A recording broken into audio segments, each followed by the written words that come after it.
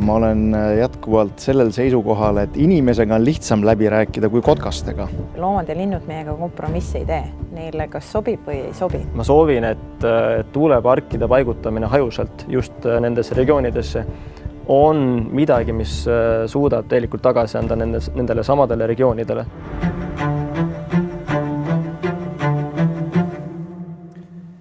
Tere, hea vaataja! Alustame saatega avameelselt kooselust tuulikutega, mille eesmärk on pisut selgitada tausta, keskkonnamõjusid, tervist puudutavaid asjaolusid ja kõike muud, mis puudutab just tuuleenergiat ja eelkõige tuulikuid.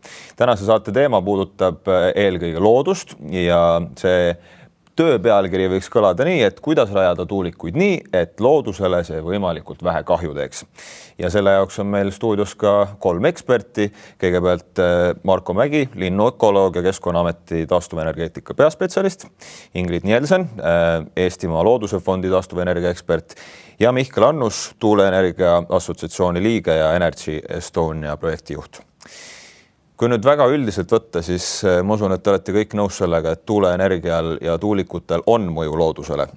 Kui nüüd mingisugune selline esmane ring teha, siis et ka vaatajatele tutvustada natukene teie endi vaatepunkte, siis ma alustakski nii, et mis teie endi jaoks on see kõige olulisem aspekt, mis loodust ja loodushoidu ja tuulikuid puudutab? Alustamegi siit näiteks siit poolt.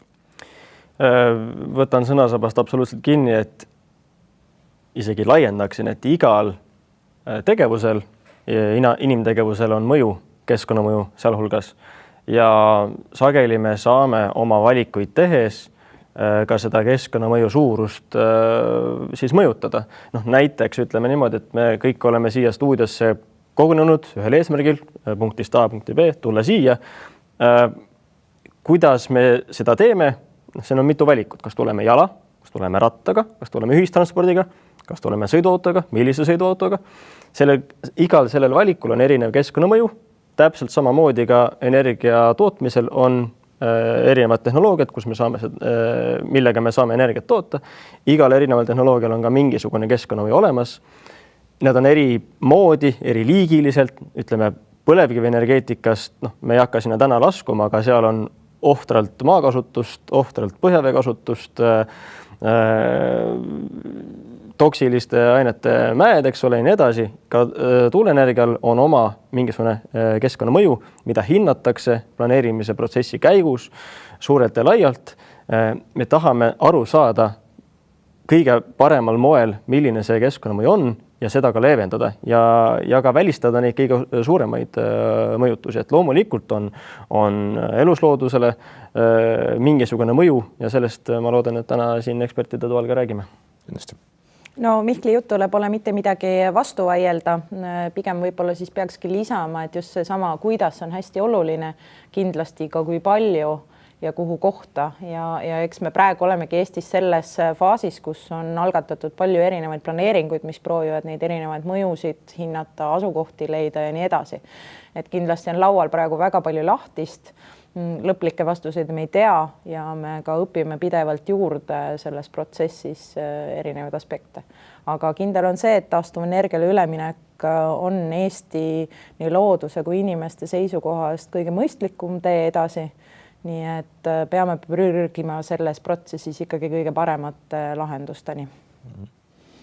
Minu isiklik seisukoht on suhteliselt neutraalne, sest et kuna ma olen nende tuuleparkidega nii palju tegelenud, siis ma näen nii häid kui halbu külgi seal, aga ma leian, et üleminek roheenergiale on ikkagi paratamatu ja ma näen sellest pigem positiivseid variante. Kui nüüd ma vaatan iseenda mätta otsast, eelkõige läbi linnusilmade, teades, et tuuleenergia on 35 korda väiksema mõjuga, kui me võtame toodetud energia hulga, kui näiteks fossiiljaamadest tulev energia, siis ma ütlen, et tuuleenergia on kindlasti oluliselt linnusõbralikum kui põlevkivi põletamine, nii et siin ei ole nagu, kui sellised asjad samale lauale panna, siis nagu ei ole võrreldava kaaluga need asjad üldse, et linnud ütleksid pigem, et pange oma fossiiljaamad kinni ja ehitage tuulikuid, seal on muidugi omad agad ja nendest me siin täna ilmselt natuke räägime ka. Nendest tagadest täpselt, kui vaadata sellist ühiskondlikku diskussiooni nüüd siin viimastel kuudel ja viimasel aastal eriti, siis mulle tundub, et sellist arusaamatust on ikka üsna palju, et mis on siis need ohud, mis on hästi, mis on halvasti ja nii edasi ja nii edasi. Kui mõelda just nendele ohtudele, mida teeb tuulikute rajamine loodusele, mis need väga üldises mõttes eelkõige on? Esiteks kindlasti, miks me sellises situatsioonis oleme, kus seda vahtu on hästi palju, on see, et meil väga pikalt ei ehitatud ja ka planeeringud olid väga aeglased tuuleparkidel ja kindlasti üks asi, mis seda segadust suurendab, ongi see, et praegu on tõepoolest nii palju erinevaid protsesse laual ja kindlasti on siin hästi palju selliseid kohti, mis just tulebki välja sellest samast massilisest nii-öelda planeerimisest praegu, et mis näitavad need kitsaskohad ära meile kätte, eks ju, et seal võib olla keskkonnamõju hindamisi mingis aspektis, mida me õpime, et me peame tegelikult tegema võib-olla natuke teistmoodi või paremini või rohkem sügavuti. Üks asi on veel see, et Eestis on väga vähe nagu selliseid suurarendusi varem olnud, kui nad on hästi lokaalselt ühes kohas. Need ei planeerita niimoodi nagu praegusel hetkel tuuleplaneeringutega on juhtunud, et nad on ikkagi peaaegu enamikes valdades on see teema laua peal. Ja sealt tulevadki need küsimused, et kuhu siis üldse võib ehitada ja kuhu tegelikult oleks parem mitte ehitada, et sellel on hästi palju kumulatiivseid võimalusi, et tekivad kumulatiivsed mõjud ja tõepoolest me peame näiteks arvesse võtma, et meie rohevõrgustik suudaks edasi toimida heal tasemel. Me teame, et tegelikult peale kliimakriisi on meil ka käes mitu erinevat keskkonnakriisi. Et kõik need aspektid tuleb kaalumise alla võtta ja ütleme nii, et ekspertiisi meil on, aga võib-olla need väljakutsed on sügavamad, et siin on tõepoolest vaja erinevate osapoolte pingutusi selleks, et need mõistlikud valikud ikkagi oleksid need, mis lõpuks realiseeruksid.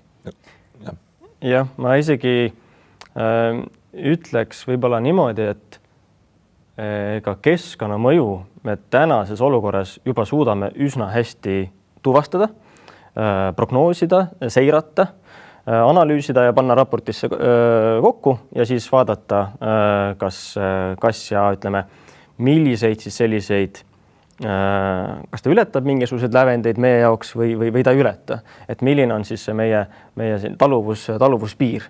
Et me juba siin käisime ühe ringi, et osade energiaallikate kasutuse puhul see taluvuspiir on tegelikult juba ammu ületatud. Et mulle meeldib mõelda teha sellised mõttemänge, et oletame, et täna ei toodeta Eestis mitte ühtegi megavatt-tundi elektrit ja kui meil on täna laual, kas me hakkame kasutama põlevkivielektrit või tuuleenergiat ja kui me kõrvutame nende keskkonnamõjusid, siis tegelikult seal ei ole võistlust. Et ilma asjata ei tooda välja seda, et tuuleenergia on üks vähesema keskkonnamõjuga, kuigi mitte olematu keskkonnamõjuga energia tootmise viise.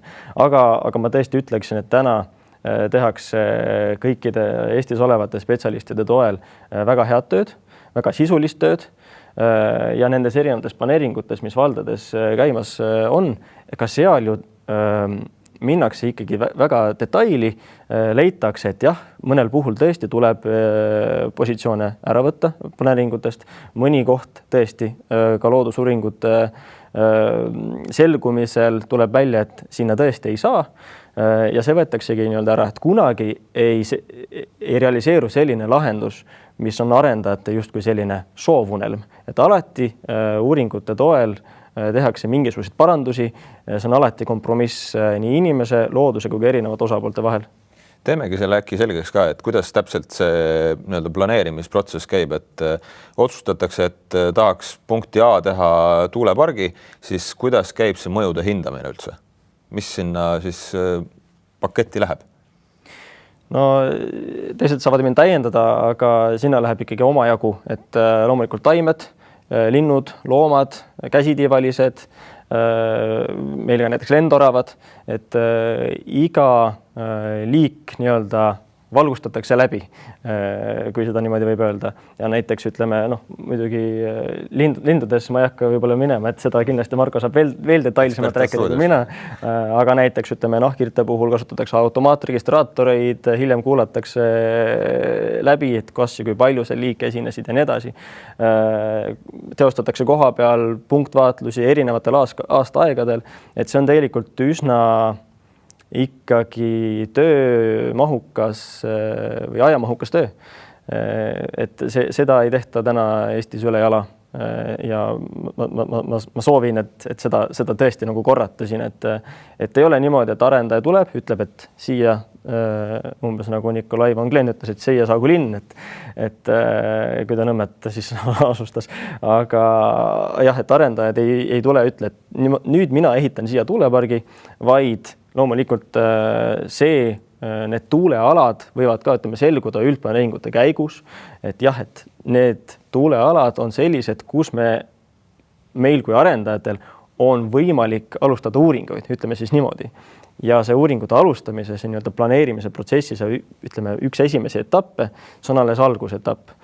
Uuringutest võivad selguda mis tahes tulemused, kas sinna tuleb 0 tuulikut, tuleb 10 või 20 tuulikut, seda me ka tegelikult paljudes planeeringutes ei tea veel.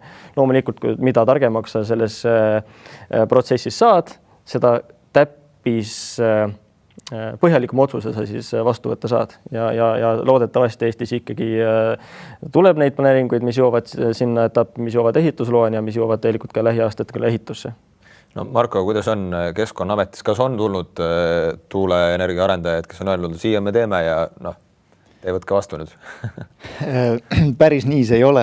Algselt muidugi esimene uuring tehakse olemasolevate andmete põhjal, vaadatakse kaardile, vaadatakse, millised andmed on infosüsteemides olemas, aga sellest reeglina ei piisa, sest et meil on kahjuks läinud trend sinna poole, et esimesel sellisel sõelumisel lähtutakse väga palju ka sellest, kus elab inimene.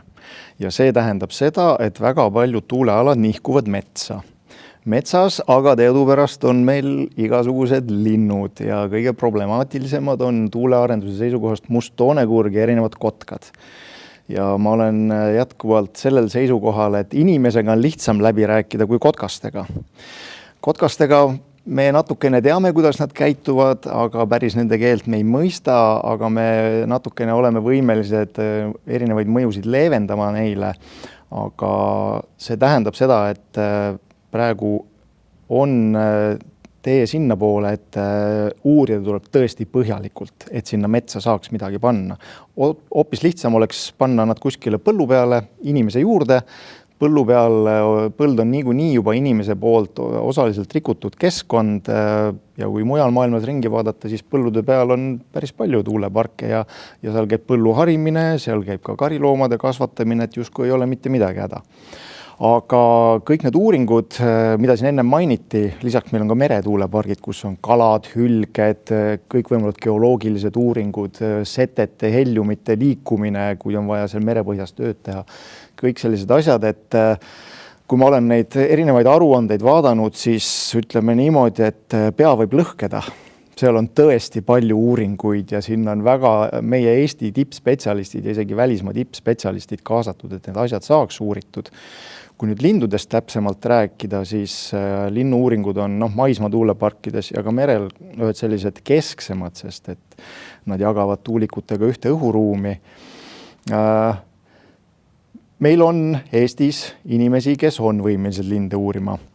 Aga kuna Eesti on väike, siis igale poole neid ei jagu ja ma tean, et järjekorrad on ukse taga.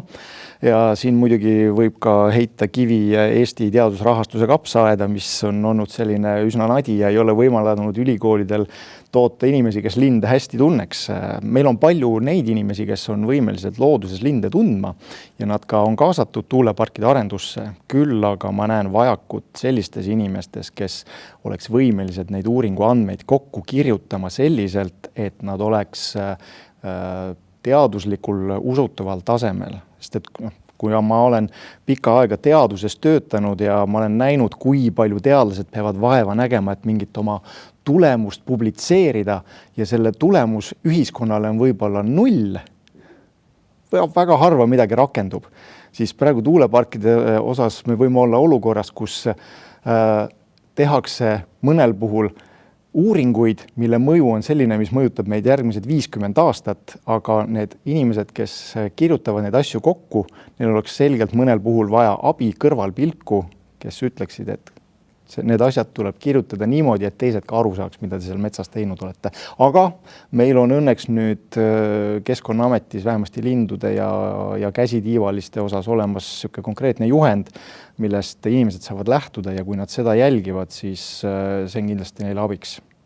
Nii et põhimõtteliselt siis peab 100% paika see väide, et kui tahaks täielikult loodushoidu, just loodushoiule mõelda, siis peab neid tuulikuid ehitama inimeste, mitte lindude juurde. Just, täpselt inimesele lähemale, nii lähedale, kui inimene talub seda ja võimalikult suurte asulate lähedale, kus tarbimine on, aga me peame silmas pidama ka seda, et see oleks siiski suhteliselt hajutatud üle Eesti, et meil pole mõtet ühte Eesti kohta kõik need tuulepargid kokku panna, vaid üle Eesti ära hajutada, et energiaturvalisus on selle võrra suurem. Kui palju teevad muret näiteks sellised asjaolud, et tuulikuid võib ju ehitada küll, aga mõne aja pärast peab nad uuesti siis kas maha võtma või parandama või mis iganes uuesti ühe sõnaga siis nad tööle panema, et siin on neid väiteid küll ja veel, et tasuvusaeg on ainult 20 aastat, siis peab maha võtma ja siis uue püsti panema. Et kuidas sellega selline seotus on? Ma tahaks ikkagi loota, et tuuletööstus on või temast saab ikkagi ringmajanduse supernäide. Et kindlasti, kui tuugen maha võetakse, ei pea nüüd kõike seda otsast pihta alustama, seal saab osi vahetada, remontida ja nii edasi. Et ma usun, et see ehk ei saa olema probleemiks, et 20 aasta pärast peame me leidma täiesti uue asukoha. Et see on ikkagi ebarealistlik, et kus tuul täna puhub, seal puhub ka 20 aasta pärast. Need mustrid nii kergesti ei muutu. Küll aga ma tahaks võib-olla lisada selle sama planeerimise teema juurde, et me näeme küll seda, me tõepoolest näeme seda Eesti ekspertide nii-öelda hoolt planeeringute juures päris palju, aga aeg-ajalt meil ikkagi juhtub ette ka selliseid näiteid, kus võib-olla seda sellist ökoloogiliselt sõbralikku planeerimise hierarhiat ei ole nagu väga hoolikalt jälgitud. Kui ma räägin sellest planeerimise hierarhiast, siis see on nagu 4 sammu. Põhiline oleks see, et esmajoones üldse vältida kahju looduskeskkonnale, ehk siis tõepoolest mitte ehitada sinna, kus looduskahju on suurim, metsad, pigem eelistada tõepoolest tööstusalasid, põllumajandusmaastikku, neid võimalusi on väga palju. Järgmine samm oleks leevendamine, ehk siis kui tõepoolest on leitud see koht, kus on võimalikult väikese mõju looduskeskkonnale, siis saab kindlasti rakendada ka leevendusmeetmeid. Järgmine on siis taastamine, ehk see võiks ka olla meil alati kuklas tiksuda, et ka taastuvenergia aladel saab kindlasti mingisuguseid loodustoetavaid meetodeid, tegutsemisviise rakendada, et see sobiks ikkagi, et ta jääks nagu puhtalt tööstusalaks, tõepoolest näiteks ka põllumajandusmaastikel võiks ta olla leevendus või õigemini selline meede, mis nagu liigendab maastikku ja viimane alles siis see hüvitamine, sest maha võetud metsa tegelikult hüvitada on võimatu. Mets on ökosüsteem, mitte lihtsalt puude kogumik. Et võib-olla see praktika ei ole meil Eestis veel väga hästi juurdunud ja seetõttu ka need otsuse kvaliteedid või see, nii nagu sa ütlesid, otsuste tegemine ei ole võib-olla kõige kvaliteetsem hetkel. Seda ei saa iga projekti juures väita, on paremaid ja on veidi kehvemaid näiteid. Eks see alati oleneb sellest ka, et kes parasjagu tegeleb ja kui tõepoolest, kui pikad on järjekorrad ekspertide uste taga ja nii edasi. Et seda osa võib-olla võiks rohkem juurutada. Ja võib-olla kommenteeriksin ka enda poolt seda. See on väga selline eksistentsiaalne küsimus, et kuhu siis see tuulik ikkagi õigupoolest võiks ja peaks paigutama. Ja tõepoolest neid, nimetagem siis neid kaardikihtideks, eks ole, et mille põhjal me suudame leida mingisuguse kõige optimaalsem asukoha. et neid erinevaid kihte on nüüd mitte mustmiljon, aga ütleme -1 mustmiljonist. Et üks tõepoolest on see nii-öelda ligikaudne kaugus elamust, kuna ka seal on ju tegelikult normid, mida me peame täitma. Eelkõige siis müranormid, et iga tuuliku arendaja teab, et öine müra sihtnorm on 40 detsibelli, millest me peame lähtuma. Ja see on kuskil seal, ütleme, oleneb ka paigutusest ja kõigest muust, aga ütleme kuskil see 700 meetri peal tagatud enamjaolt. Ja loomulikult on seal ka muud, kus on erinevad trassid, liitumise lähedus loomulikult, et oleks võimalik üldse see elekter kuhugi suunata, et inimesed seda tarbida saaksid ja tööstused. Ja neid kihte, mille otsa veel tuleb nii-öelda looduskaitselised kihid, et need on omajagu ja tihtipeale siis ühest hetkest vaatadki, et näed, päris perspektiivne mingisugune asukoht, sealhulgas ka põllumaad, et see väide, et nüüd kõik metsadesse suunduvad, see ei vasta ka päris tõele, et me teame seda omast ja ka meie nii-öelda kaasteeliste käest, et paljud ka praegused planeeringud ikkagi ei ole ainult kuskile selliste metsamaadele, kus tõesti mingis mahus raadamist selline planeering siis ette näeks, aga on ka selliseid nii-öelda lauskmaid, võib-olla sellises asukohas, kus on olemasolevad tuulikud ka juba olemas, seal on muidugi kumulatiivse mõju küsimus, mida ka arvestatakse erinevates planeeringutes. Et tõesti jällegi kõike analüüsitakse, võetakse arvesse ka neid, ütleme siis selliseid teese, mis aitavad meid ka nii-öelda loodushoiule rohkem kaasa, eks ole. Et ettevõte, kus mina täna toimetan Energy Estonia, meil on väga sellised, kuidas siis öelda, üsna ranged ka sisemised ESG eeskirjad, et kus me iga projektiga näeme ette, et me teeme nii päikeseparkide kui akuparkide kui tuuleparkide puhul ka loodushoiule suunatud tegevusi. Ja sellest me nagu ei tagane ka tulevate projektide puhul, et ma usun, et ka teised arendajad saavad midagi sarnast oma projektide puhul rääkida. Ma tohin ühe näite tuua nende kaardikihtide kohta, mida kasutatakse ja millega mina kõige rohkem on kokku puutunud, on ilmselt see ornitoloogiaühingu koostatud maismaa linnustiku analüüs, mis on ka meedias levinud ja mis näitab Eestit üleni punasena ja ainult väikesed rohelised alad on kuskil seal Lõuna-Eestis võib-olla, kuhu saaks 1 või 2 tuulikut panna ja kogu lugu. Ja see kaart on oma elu hakanud elama, aga kui sinna kaardi sisse tegelikult vaadata, siis sinna kaardi peal on pandud absoluutselt kõik erinevad piirangud, tsoonid. Kui on üks lind seal elupaik teada, siis sellele ümber tõmmatakse mingisuguse tsoon, kuhu sisse öeldakse, et sinna ei tohi reeglina panna tuulikuid. Aga kui kõik need linnud ja need elupaigad sinna panna, siis see muutubki punaseks. Aga alati saab teha täpsustavaid uuringuid ja me reeglina meie keskkonnaandmed vähemasti enamus metsade kohta ei ole sellised, et me saaksime öelda, et see kaart on selline, et mille põhjal me saame ainult järeldusi teha.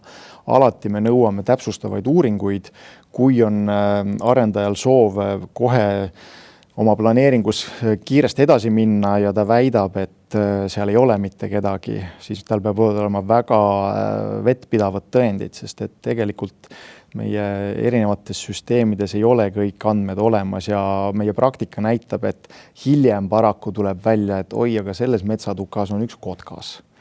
Ja sellepärast me tahame, et ikkagi esialgsed uuringud oleks piisavalt põhjalikud, et kui arendaja tahab pikkade sammudega edasi liikuda oma planeeringus, siis ta peab olema eeltöö väga põhjaliku teinud. See on kindlasti üks positiivne aspekt, mis on välja tulnud, et tõepoolest nende uuringute käigus me saame uusi teadmisi Eesti looduse olukorra kohta. Et sellega on kaasnenud ka mitte siis ainult professionaalsete nii-öelda uurimuste kasv, eks ju, vaid ka kodaniku nii-öelda uurimuste või just samalt, et märkamiste arv on tõusnud, et see ei ole sugugi kõik väga negatiivne, et uuringud annavad meile tõepoolest palju põhjalikuma ja kindlama aluse, et teha mõistlikke otsuseid. Meil on kohalikke elanikke, kes teades, et nende lähedale on tuulepark kavandamas, metsi läbi kamminud ja leidnud sealt kümnete kaupa kahtlaseid pesi, kotkaste või viude pesi, millest nad teada annavad ja siis mida spetsialistid üle vaatavad, et mis nad siis on seal, et sealt tuleb väga palju huvitavat loodusinfot juurde meile, nii et võib-olla need linnu-uurijad, kes selle ala läbi käivad, neil poleks võib-olla nii palju jaksagi seal käia, aga kohalikud inimesed aktiivselt teevad sellist tubli loodushoiutööd ja kindlasti nad leiavad ka mõned kotkad niimoodi ülesse, mis muidu uurijad leiaksid ka tõenäoliselt ülesse, aga nad teevad natukene eeltööd ette ära juba. Aga see ikkagi ei ole niimoodi, et tehakse see esimene uurimus ära ja siis on nii, paneme siia selle tuulepargi püsti ja kõik, et see ikkagi läheb päriselt suur töö taha, sest et see ka vahepeal ikkagi levib, et näed, tehti mingi väike uuring ära ja nüüd nad juba hakkavad ehitama ja nüüd ongi jama käes. Ja tegelikult nähakse ette ka järelseiret, oleneb ka tingimustest, eks ole, ja tihtipeale ka järelseirega seostatakse ka mingisugused sellised ka järeltegevused, et kui sealt tõesti midagi siis nagu selgub midagi täiendavat, mis varem ei olnud varasemalt teada. Ja siin juba tean, et trend on sinnamaani, et kasutada ka erinevaid kaamera ja radarisüsteeme, mis tuvastavad lihtsamini muidugi suuremaid linde, näiteks neid kotkaid, eks ole. Ja juba tean, et kirjutatakse aruannetesse ka labade toonimist, mis siis aitab nii-öelda visuaalselt tuvastada paremini. Mõnede liikide puhul see aitab. Et ka selliseid lahendusi täna sinna poole liigutakse, et tõenäoliselt sellised lahendused rakendatakse, et ei saa veel öelda 100%, aga tõenäoliselt meie enda tuuleparkides näiteks seda radari ja kaamerasüsteemi, mis ei ole midagi selles mõttes uut, et ka näiteks lennujaamade puhul, kus on ka nii-öelda linnuparvede kuna lennuliiklus on tihe, eks ole, et ka igasuguste linnude liikumist seal on ka oluline tuvastada, et ka selliseid tehnoloogilisi süsteeme on ka lennujaamade puhul kasutuses, aga nüüd siis seda modifitseeritakse tuuleparkide puhul, et selliseid lahendusi täna hakatakse kasutama. Meile tegelikult laekus natukene küsimusi ka lugejatelt, vaatajatelt. Käime need ka üle, et need siin kindlasti saaks selle mainimise ära. Üks küsimus puudutab, ma arvan, päris mitut inimest stuudios. Kas tuuleparkide arendamisega raadatakse eestlaste mets maha ja mingi seltskond rikastub? Siis esimene see metsa pool äkki siis Markole ja siis rikastumise pool siis Mihkli peale. Loodetavasti seda metsa nii palju ei raadata, aga seal, kus praegu mets on ja sinna planeeritakse, siis paratamatult selle tuuliku koha positsiooni pealt tuleb üht-teist teha. No see kadu on, ma ei tea, 1–1,5 hektarit võib-olla, pluss sinna tuleb ka kõik juurdepääsuteed teha ja see läheb ka sinna alla, et see kadu on ja sellepärast peavadki need väga kaalutud olema sinna metsa ehitamised, et võimalusel mitte, kui muud varianti ei ole, siis kui andmed näitavad, et suurt looduskahju sellest ei sünni, siis teatud tingimustel seda teha saab. Kuidas selle rikastumisega siis on? Jah, ma kommenteerin ka seda raadamise teemat, et loomulikult, kui planeering on metsamaal, siis tõepoolest kuskile üks võib-olla koos ka nende nii-öelda kommunikatsioonidega ja kõige muuga kuni 2 hektarit võib-olla, aga suunatakse ikkagi kasutama olemasolevaid metsateid, sihte, kõike muud, eks ole, et vähendada seda raadamise vajadust. Ma üritasin kiirelt ka leida, ma tõesti ei suutnud seda teha, aga üritasin leida, jällegi mulle meeldib selline teatav ajugümnastika, et luua selliseid paralleele või võrdlusobjekte, et kui me räägime metsa raadamisest, siis mis on siis kus ka praegu näiteks metsa on raadatud, milliste projektide puhul. Näiteks kui siin Tartu-Tallinna maanteed pikendati Kose-Võõbu circa 20+ kilomeetrit. Kui sealt vaadata, tõesti ma ei leidnud, et kui palju selle metsa konkreetselt raadati, aga teades, kuhu see umbes ehitati, siis kuskil 1 kilomeetri peale 10 hektarit või see suurusjärk on kuskil seal kandis. Minu selline algaja pilk leidis. Et jällegi tuues paralleeli, et kui palju umbes ühe tuulikuse nii-öelda väike käpajälg seal metsamaal võib olla ja kui palju sellised suuremad taristprojektid, kus me saame ka sealt ju mingisugused hüvesid, eks ole, me saame kiiremini punktist A punkti B liikuda ja näiteks tuulikust me saame hüvesid, et me saame puhast elektrit, eks ole. Et jah, jällegi me saame aru, et inimmõju on olemas selliste projektide puhul, aga pannes jälle selliseid asju perspektiivi, me saame kaaluda, et kas see mõju on meile siis vastuvõetav, kas see ületab mingit taluvuspiire või siis mitte, eks ole. Ja sellised hinnanguid antakse ka raportites. Aga nüüd see rikastumise pool, eks ole, mis mulle väga meeldis, ütles, et jah, Mihkli pool on see rikastumine. See oli küsimus.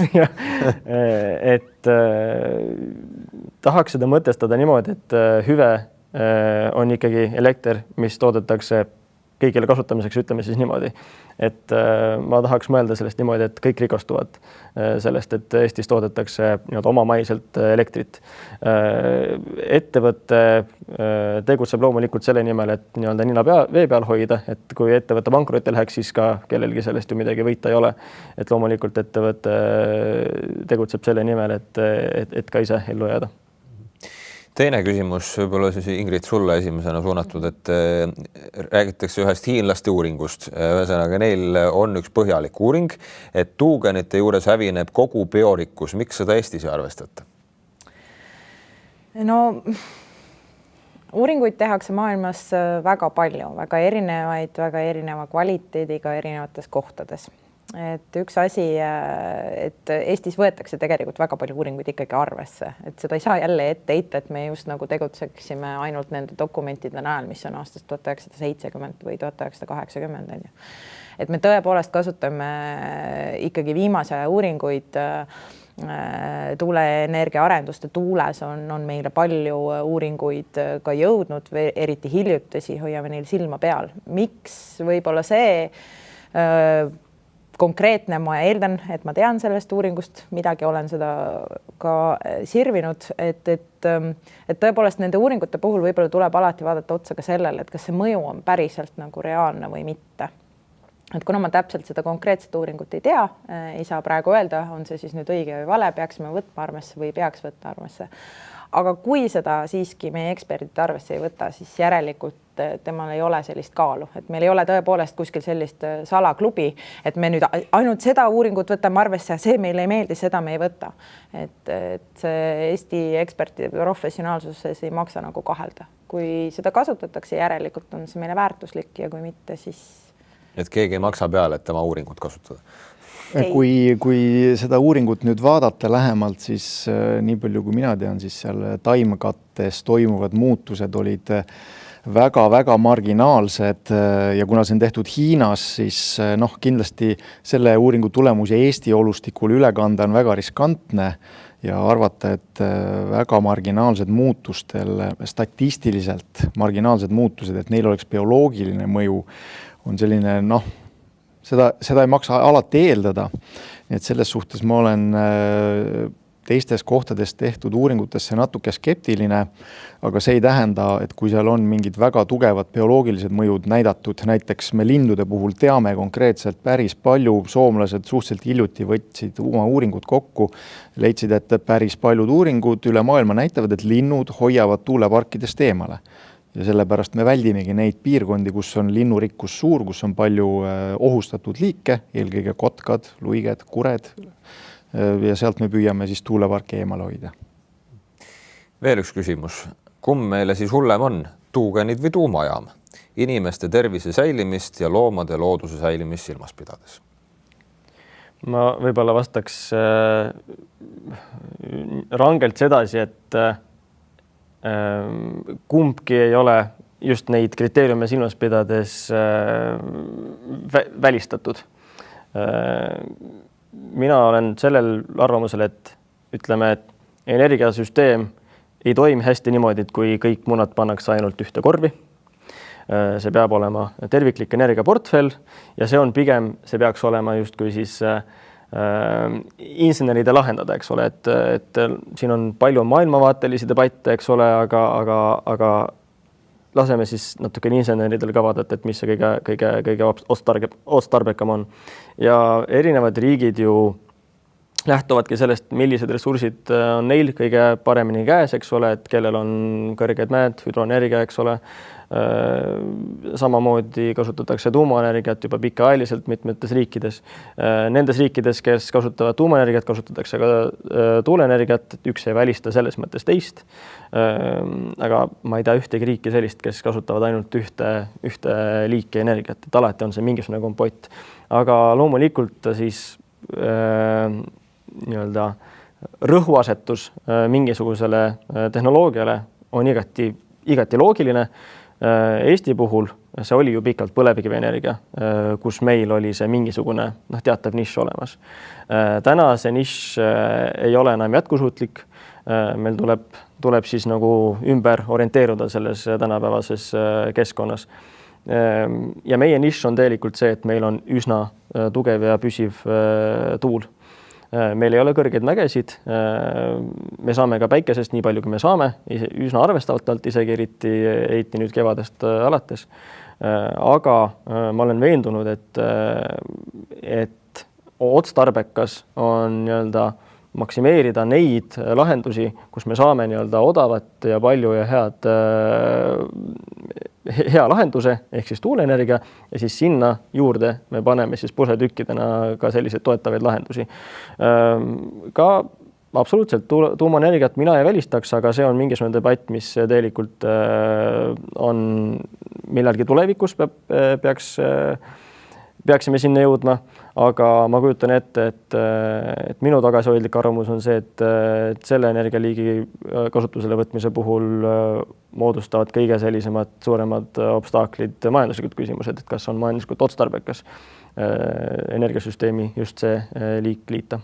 Kui ma siia kõrvale toon võrdluse tuulepargid, tuumajaamad ja fossiilkütuse kasutamine, siis kui ma alguses ütlesin, et fossiil- ja tuuleenergia kasutamine on selline 35-kordne vahe lindude vaadates, siis tuuleenergia ja tuumakütus, seal on umbes 2-kordne vahe siis jällegi tuuleenergia kasuks, sest et arvestades kogu seda tsüklit, kuidas see tehas ehitatakse, mis ressursse ta kasutab, siis sellel on umbes 2 korda suurem mõju linnustikule kui ühel tuugenil.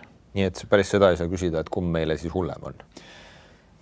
Seda ei saa enamike asjade puhul küsida jah või ei vastust, et vali nüüd kas see või teine, et sul on õigus, tõepoolest energiasüsteem koosneb pusletükkidest ja need peavad olema mõistlikult valitud, et kindlasti kliimamuutuste raames me ei saa jääda lootma ka tuleviku tehnoloogiatele või tulevikus alles meile ligipääsetavaks muutuvate energiatootmisvahenditele, et pigem on vajalik praegu tegutseda ja ka meie vaade on ikkagi üldiselt see, et esiteks meil ei ole seda aega raisata.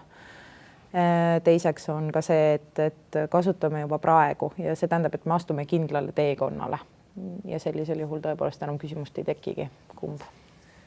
Küsin viimase siis lugeja küsimuse, et aga miks peab üldse tuuleparki ehitama ürgmetsa või põlismetsa, pange Tallinna, Pärnu, Tartu külje alla need? No see on selline küsimus väide. Aga ürgmetsa või põlismetsa me väga ei tahagi neid lubada, et kaitsealadele me kindlasti tuuleparke ei lubagi. See peab olema mingi väga-väga eriline situatsioon, aga ma ei näe selleks väga suurt tõenäosust üldse. Et ürgmetsadesse, sellistesse kohtadesse me neid kindlasti ei lase, et püüame. Aga miks metsa minnakse? Nagu ennem rääkisime, inimene lähtub eelkõige sellest, et oma nahk on ihule kõige lähemal ja kui on ka väike õrn kartus, et midagi võib olla, siis pigem viige see asi minust kaugemale, kuigi vaadates mujal maailmas, kui see nii peaks olema, siis taanlased ja hollandlased peaks kõik puruhaiged olema. Muide, kui ma mingil ajal tagasi Hollandis olin ja küsisin seal ühe kohaliku omavalitsuse esindaja käest, et kas hollandlased on nüüd õnnelikud, et neil tuulepargid on. Siis ta ütles, et ei ole, aga nad on aru saanud, et neil ei ole väga palju alternatiive. Nii et kui ikkagi asi on hapu, siis tuleb võtta, mis võtta annab. See ei tähenda seda, et tuulepargid oleks kindlasti halvad, et neid saab planeerida kindlasti niimoodi, et nende mõju ei oleks keskkonnale üüratu, ja sinna poole me kindlasti üritame liikuda. Ma küsin teilt siia saate lõpetuseks kõigilt ühe sellise pisikese soovituse ka, kas see on siis selline ühiskondlik pilk, et millel silma peal hoida või mida tähele panna, kui räägitakse tuuleenergiast ja tuuleparkidest või mis iganes see pähe parasjagu tekib. Kust iganes, kes valmis on? Ma võib-olla seoks seda siis viimase küsimusega, et ma loen sellest viimasest küsimusest ka välja teatavat sellist regionaalset lõhet, et jah, tuuleparke paigutatakse Eestis hajusalt ja võib-olla nii-öelda regioonides tekib siis selline teatav trots, et jah, pange see sinna kuskile suurlinna äärilinnadesse, eks ole, et minu meelest kui minu hüpotees tõele vastab, siis see on palju suurem mure, millega me täna tegelikult kogu ühiskonnana tegelema peaksime, et sellist regionaalset lõhet vähendada ja pööraks isegi seda ka niimoodi, et ma soovin, et tuuleparkide paigutamine hajusalt just nendesse regioonidesse on midagi, mis suudab tegelikult tagasi anda nendele samadele regioonidele. Et kuigi see mõnele inimesele võib kõlada õõnsalt, aga see on siiski mingisuguse võimaluse andmine, loomulikult kohalik kasu, eks ole, aga kui mingisugust ressurssi siis koha peal toodetakse, seda koha peal kasutades on võimalik pakkuda täiendavaid lahendusi olemasolevale, kas või olemasele ettevõttele, tulevasele tööstustarbijale, tekivad töökohad ja nii edasi, et see võib anda ka mingisuguse olulise regionaalse tõuke. Kindlasti mitte igal pool, aga kindlasti ma usun, et selliseid lahendusi Eestis me näeme siin, ütleme, mõne 5-10 aasta pärast, et tuulepark kuskil asukohas sai tõesti anda kohalikule elule ka täiendava väärtuse. Et ma tõesti usun, et see on võimalik ja mina kohalike inimestega suheldes näost näkku, kes ka nii-öelda olemasolevate tuuleparkide läheduses näiteks elavad, et nemad samamoodi tegelikult mõistavad, et sellist nii-öelda laialdast vastuseisu mina isiklikult ei ole kogenud, üksikutel juhtudel tõesti, aga sellist vastuseisu ma usun, et Eestis ei ole tegelikult, sellepärast, et umbes niimoodi, nagu Marko mainis, et saadakse aru, eestlane on niisama ratsionaalne kui hollandlane, ma usun, et saadakse aru, et aga tegelikult ju tahaks odavamat elektri hinda, tahaks ka kohalikke võimalusi ja no mis ta siis on, et teised ju minu naabrimees ütleb, et tal on okei, miks mul ei peaks okei olema. Et tõesti tegelikult sellist lausvastuseisu mina täna ei usu, et on. Mina sooviksin, et otsitaks vähem kompromisse. Ma kohe seletan, miks kompromiss on üks tarbetu sõna siis, kui me räägime looduskeskkonnast, sest et loomad ja linnud meiega kompromisse ei tee. Neile kas sobib või ei sobi. Ehk siis tegelikult oleks õigem sõna see, et me peame jõudma kokkuleppele. Et täpselt samamoodi toetan Mihkli välja öeldud praegu, et see kokkulepe peab sündima inimeste vahel, ehk siis kokkuleppes lepitakse kokku ka kohalikud nii-öelda kasud või need mehhanismid, mis teevad tuulikud inimestele, ma ei ütleks meelepärasemaks, aga vähemalt talutavaks. Et tõesti, et kui me räägime siin sellest praegusest nagu vastuseisu lainest, siis see tuginebki sellest, et meil ei ole kogemus sellel teemal, aga seda enam on meil vaja avatud arutelusid, mitte lihtsalt selliseid infokoosolekuid ja käest ära minevaid kohtumisi rahvaga, et pigem on tõepoolest vaja panna rõhku sellele, et nende kohtumiste, nende arutelude kvaliteet oleks kõrge, võetakse arvesse inimeste muresid, sest muresid jagub ja tegeletaks siis vastavalt. Nii et ma soovin pigem seda, et me jõuaksime kokkulepeteni. Minul on väga lihtne konkreetne soovitus. kui lindu näed, pane ta kuskile andmebaasi kirja. Ja ma olen seda soovitanud päris paljudele inimestele, kes on mulle helistanud ja kurtnud, et mul on siin tegelikult linnud, mida keegi näinud ei ole. Ja siis ma ütlengi, et meil on olemas sellised andmebaasid, Plutov, e-elurikkus, kuhu ka teie võite oma andmed kirja panna ja ma tean, et tuuleparkide uurijad, ornitoloogid kasutavad neid andmeid, mina ise ka vaatan, mida on seal nähtud ja see on väga oluline sisend, et oma töid planeerida. See ei tähenda seda, et sinna võib jumal teab mida sisestama hakata, et seal on väike kontroll ka, et kui mõni tuuleparkide vastane nüüd leiab, et ma panen kõik need kotkad sinna oma hoovi peale, siis uskuge mind, see hakkab sealt välja paistma, sealt kaardi pealt, et see ei ole väga realistlik, et pange ikka õiged andmed, aga see aitab väga palju kaasa. Siis edukat andmete sisestamist kõigile ja kokkulepete kunsti ka muidugi. Suur tänu teile täna stuudiosse tulemast, suur tänu ka vaatajatele ja kohtumiseni siis juba järgmises saates.